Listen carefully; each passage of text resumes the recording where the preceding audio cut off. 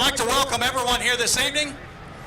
Thank you for coming out. We hope you've been enjoying the Williamson County Fair this year. It has been a great fair. I hope everybody's enjoyed it, enjoyed the rides, enjoyed the food.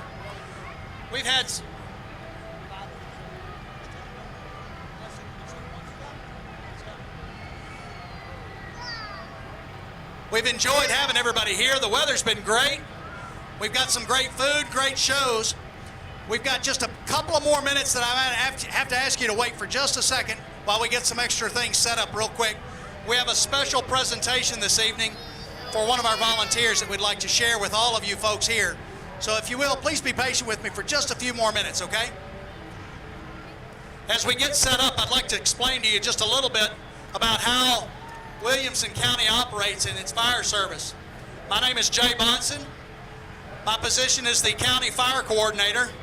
My job is to help coordinate all of the volunteer fire departments in the county so that we can provide the very best service for you, the citizens of Williamson County.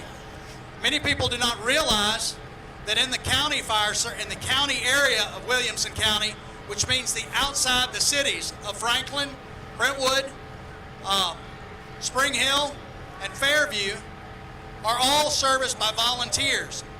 That means no one gets a paycheck. All of the firefighters that come to your aid outside the cities are doing that for free. So we have a great fondness for our volunteer firefighters. We have roughly 275 volunteer firefighters in the county right now. We operate out of 14 individual fire stations that are operated by 4 independent operated volunteer fire departments, each of them with their own 501c3, which means they're allowed to make their own money through donations and things like that. They each have their own fire chief, and they operate within their own system.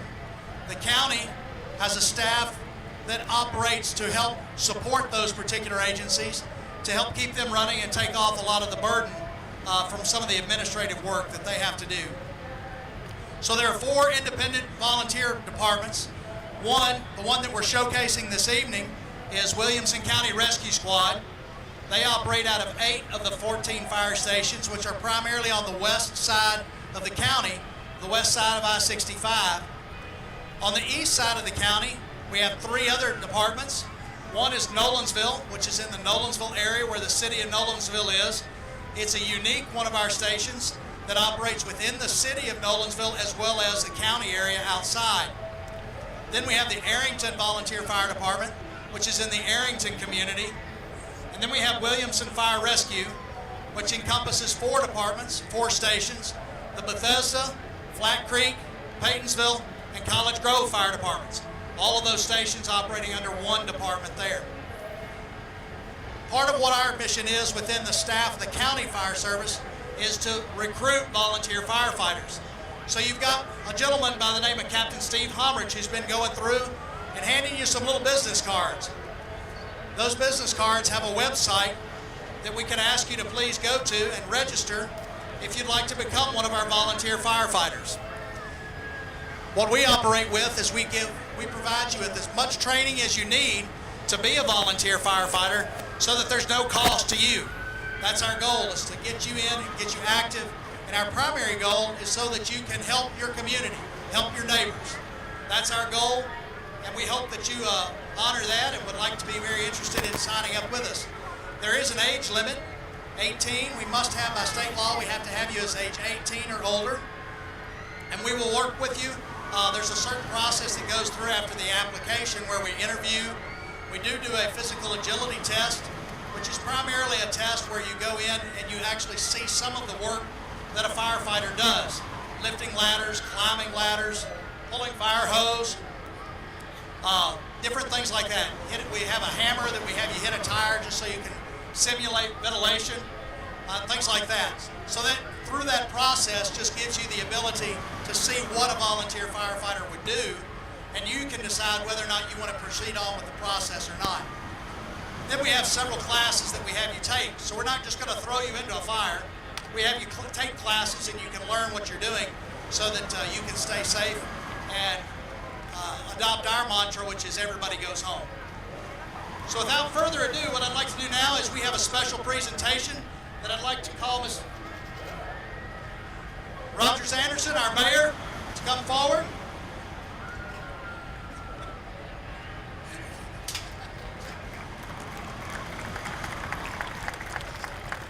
So from time to time, we have men and women that have served in the military. We have a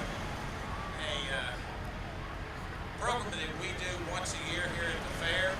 We try to acknowledge those men and women that have served in the military. And tonight we have 4 presentations, and it won't take just one person's here, but we have 4 that we've identified. Pat, come up here. Pat does a great job of working with our veterans all over the county. If I could get, let me see here. Do we want to open up the quilt? Come on out here. They can come out behind me, but they don't open the quilt until Dana gets All right. Is Dana here? We got to stand in there. Come here, Dana. You get to introduce him, Pat. Okay. Some of you may have seen me in the creative arts area. I'm there with Quilts of Valor. Quilts of Valor is a nationwide organization whose mission is to cover as many veterans and active duty service members as we can with a quilt. Step up even more? Okay. We have in Williamson County, in the city of Franklin, a phenomenal quilt guild that has over 100 members, but my committee has 29 women who are working all the time making quilts. They either piece them, quilt them, bind them, and then I get the honor of coming out and presenting that quilt to the veteran. I am hooked up with several military organizations, so I do presentations there. I do presentations at homes, at churches, wherever I find a veteran. And the state of Tennessee is the volunteer state, Williamson County is the volunteer county, and Cumberland Valley Quilt Guild is the volunteer quilt guild. And then Jay talked to you about our volunteer fire department, and tonight we're here to honor Dana, I'll mess it up, Hastings, who is a volunteer firefighter with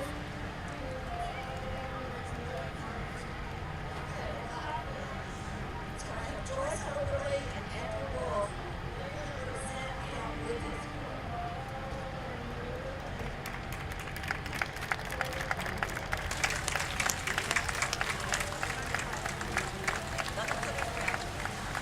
Now, if you want one of these quilts or you get one, the cost is to hug me. But then the ladies that help me say that's not fair, so we want to be hugged too. So give us just a minute to get our hugs. Thank you very much. Thank you very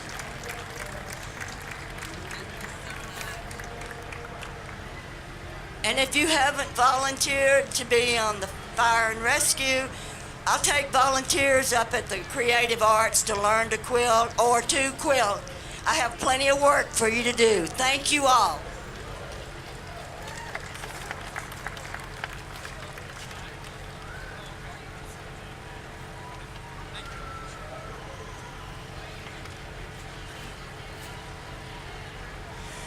Thank you for sharing that with us, folks. Thank you for sharing the moment with us, crowd.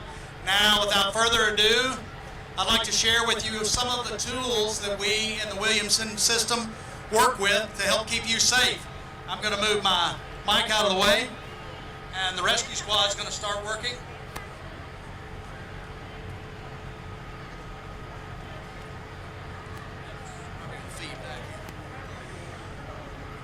So one of the many problems that we have in Williamson County, all of you probably found, is to be our traffic. So what we've tried to do in the fire service system is to perfect our ways of helping you, our constituency, to be safe, or at least to get to a hospital if you are in one of our automobile accidents. We operate within a system or within a timeline that we call the golden hour. Typically that golden hour is one of those time frames where it takes from the moment of the accident until the time the patient arrives at the hospital is 60 minutes. That includes our response time and perhaps even extricating a patient out of a car.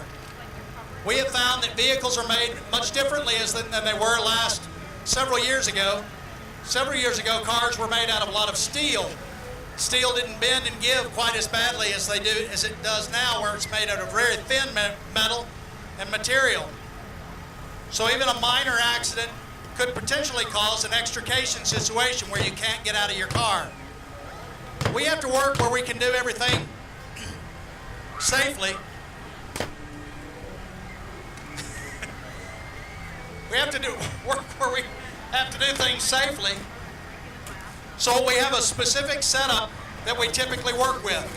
The incident commander will arrive on the scene and do an outer circle survey of the vehicle, basically walking around the accident scene, looking for any hazards that we might need to know about. While he's doing a secondary survey, his team typically will stabilize the vehicle. You notice under the tires of the vehicle there's some wood step chocks. The wood is there to help stabilize the vehicle. We place it just in front of the wheels or behind the front wheels. And then typically we would release the air from the tires either by cutting a hole in the tire or pulling the valve stem. This allows the vehicle to rest on our wood step chocks and keeps the vehicle stabilized so that the person inside the vehicle, whoever's trapped inside, is not jostled around or hurt while the vehicle moves around. As you notice, our firefighters have to manipulate this vehicle quite a bit. The metal that's operated or that's built around these vehicles nowadays is very thin and it crumples easily, which means it also tears very easily. So we have very specific ways that we have to use in order to gain access. You notice our firefighter now using a silver tool. This is called a Halligan tool. It can pretty well break anything. As they manipulate there at the door, they're opening the door frame just a little bit so that our hydraulic tools can be inserted in there. We call this a purchase point. We gain access to the door to try to remove or force the door open from the vehicle. You noticed at the very beginning the firefighters broke all the glass in the windows out of the vehicle. Firefighters like to tear things up. That's not necessarily why we do it this way though.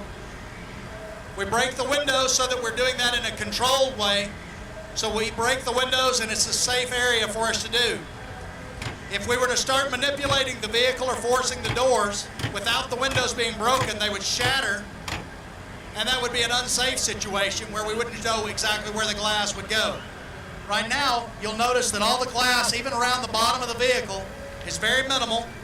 We've been able to control that break, so it's a much safer environment for us to work in for both the patient inside and the firefighters on the outside. You'll notice that one firefighter crawled inside the vehicle, typically from the rear of the vehicle or wherever the safe area is. That firefighter's inside with the patient, and typically we would cover the patient with a blanket, and the firefighter would cover himself with the blanket as well. This helps him to keep safe, and it minimizes any flying glass or debris that might get around their patient and the firefighter inside. The firefighter's inside primarily to calm the patient, to tell him what's going on, what's happening. There's a lot of noise, heat, very little oxygen inside that room, inside that compartment. So our goal typically is to remove the entire roof from the vehicle. We have various tools to do that.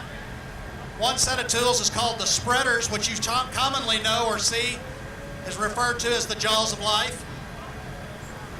These tools are very forceful tools, hydraulically operated, or nowadays we have new electronically battery-powered operating tools. Those spreaders will force open or force apart the door from the body of the vehicle. A second set of tools that you see maybe operating here at the rear of the vehicle are called cutters, another portion of the jaws of life. When they open completely up, you'll notice they're kind of a mean claw looking tool. When they close that, it's like a giant pair of scissors, and it can cut through just about anything. So what he's doing in the back right now is cutting the C-post of this particular vehicle.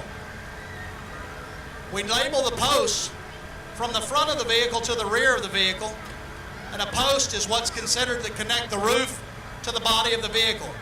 So that portion that is holding your windshield in the front is the A post, and the next post back would be considered the B post. The next post back from that would be considered the C post, and so forth and so on. An interesting fact about your windows on your vehicle, all of your vehicle windows are safety tempered glass.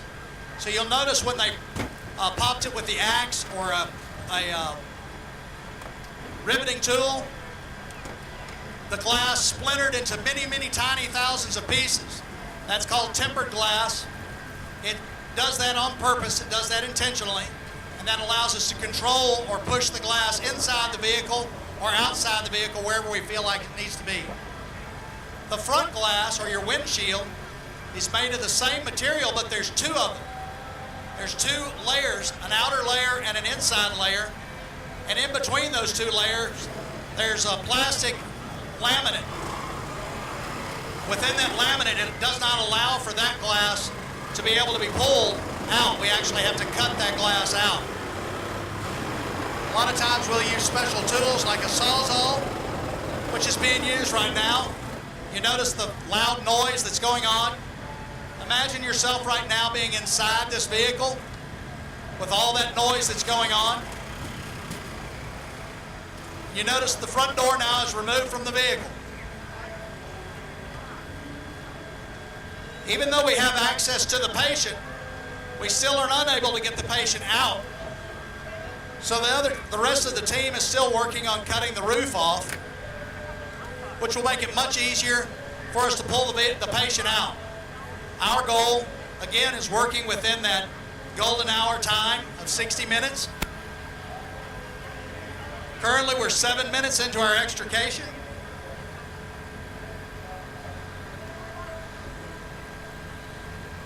The firefighter inside is still communicating with the patient under the blanket, calming them and letting them know what's going on, what we're doing on the outside, so that everybody understands what's taking place.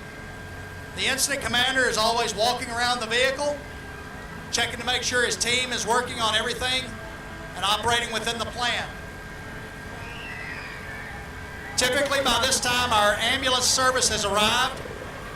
Usually they will either swap out with the firefighter inside, or they'll join that firefighter inside, where they can set up some IVs, provide medicine, or dress some wounds. The other ambulance person is outside the vehicle, typically either setting up a landing zone or determining whether or not we need a call for a helicopter to transport. We're very fortunate in Williamson County to have the Williamson County Medical Center situated in the center of the county. So it's a very easy access for us to get a patient to immediate hospital care.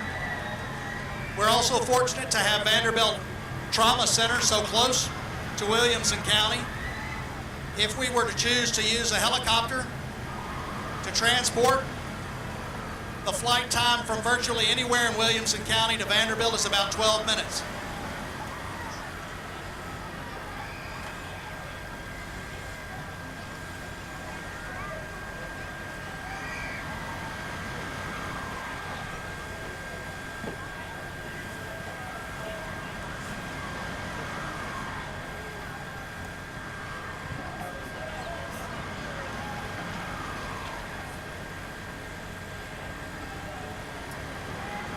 As the team begins to work together, they're working on the passenger side of the vehicle now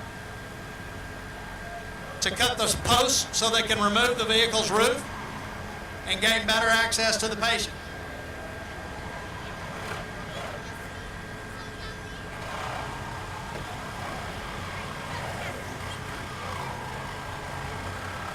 As they continue working, I'd like to share with you our Facebook page, Williamson Fire Rescue.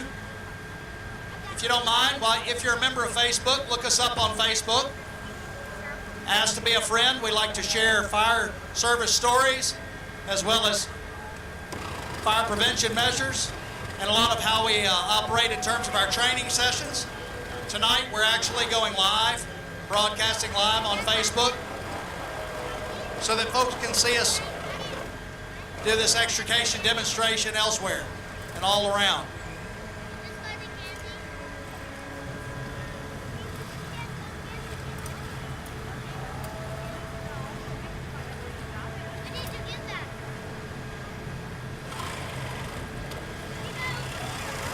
So far we're about 10 minutes into the extrication, into our golden hour. We've already got access to the patient by removing the front door. Our goal now is to remove the roof. Many times we'll use a Sawzall with a special blade that can cut through the metal. It helps us to cut through that particular post and get through it while we're using the hydraulic cutters on the other side.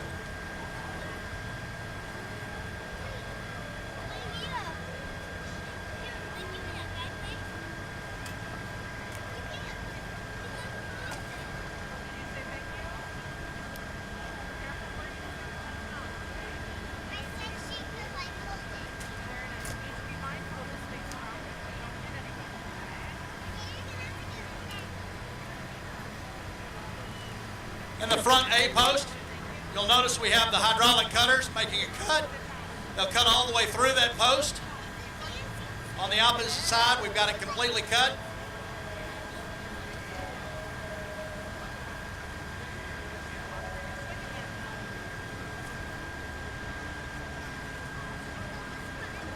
I believe we have one more cut and we'll have that roof going.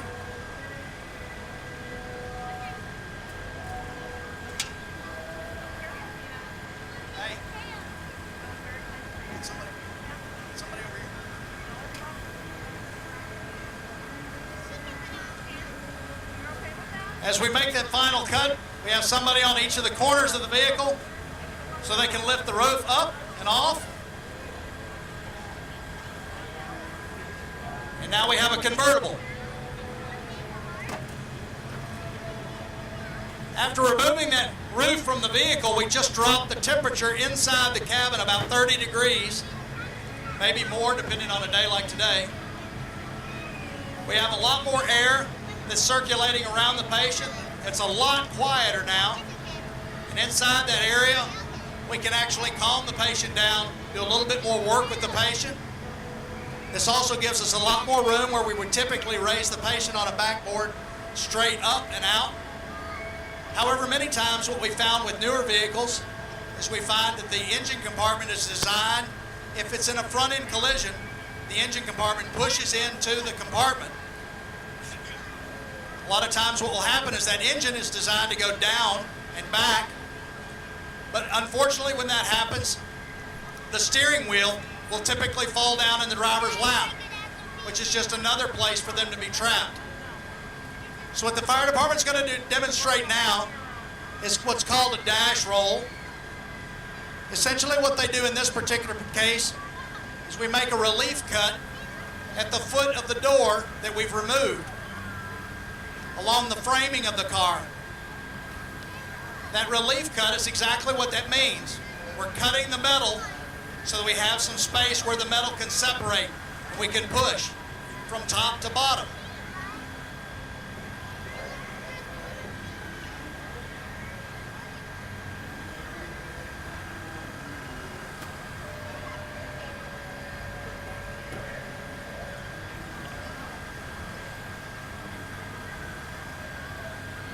We're now 14 minutes into the extrication, so we still have a good 45 minutes left within that golden hour.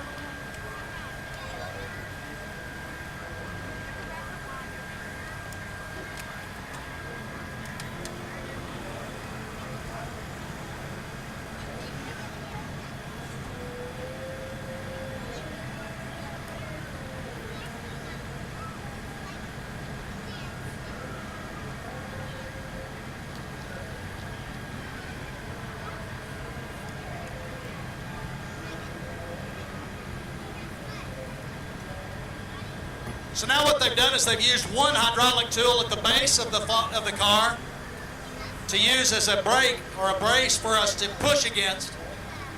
They've got a hydraulic ram that they'll push from that tool up to the top of the dashboard, which will push that dash up and out, and thus the steering column will come off of the patient's lap.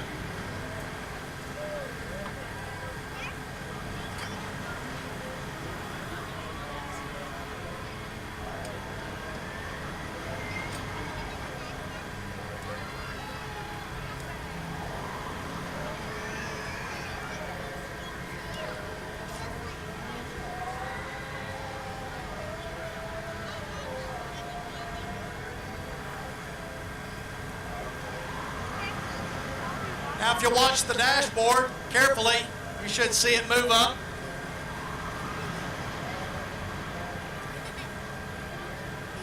And it typically doesn't need to move up very much, only a couple of inches or so, which allows us to give plenty of room to pull the patient out.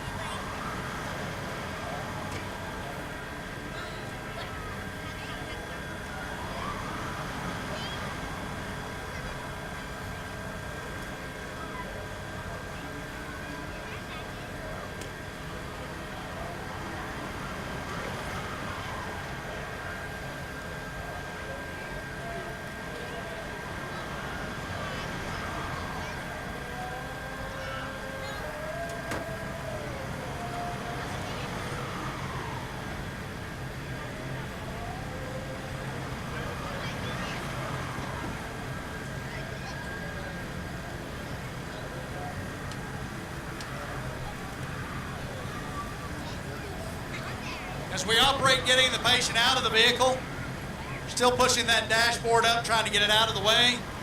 Again, just trying to keep the patient so that we can remove them without hurting them any more than what they are.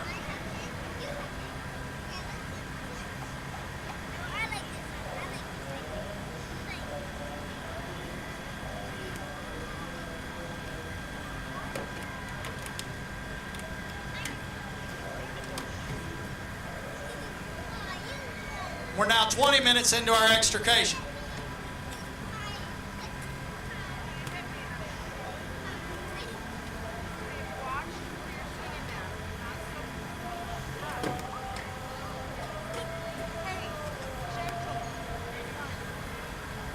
So you can see the dash moving up dramatically from where it was before.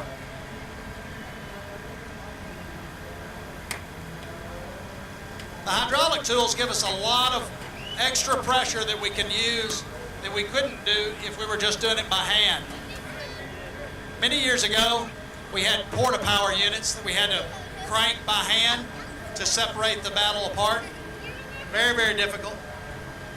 Now, as you can see from a clear view, you can see how much room we have in that driver's compartment for the patient.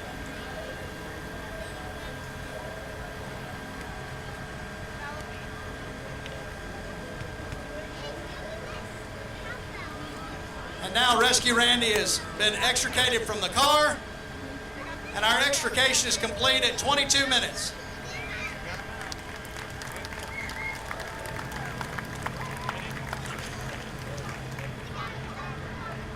So the tools that we use are very dangerous. They're high pressure tools, all hydraulic powers. If you'll give us just a couple of minutes, we're going to clean up around the vehicle just a little bit. You're welcome to come up and talk to the firefighters, look at our trucks, look at some of the equipment that's here. Again, I'd like to share with you our volunteerfiretn.org. If you're 18 years or older, we'd love to have you as a volunteer. If you're younger than that, we'd like for you to be thinking about that. Join us when you turn 18. We'll teach you everything you need to know. We'd love to have you a part of our force. Thank you for your support of the Williamson County Fire System. Thank you for coming out. We hope you enjoy the rest of the fair.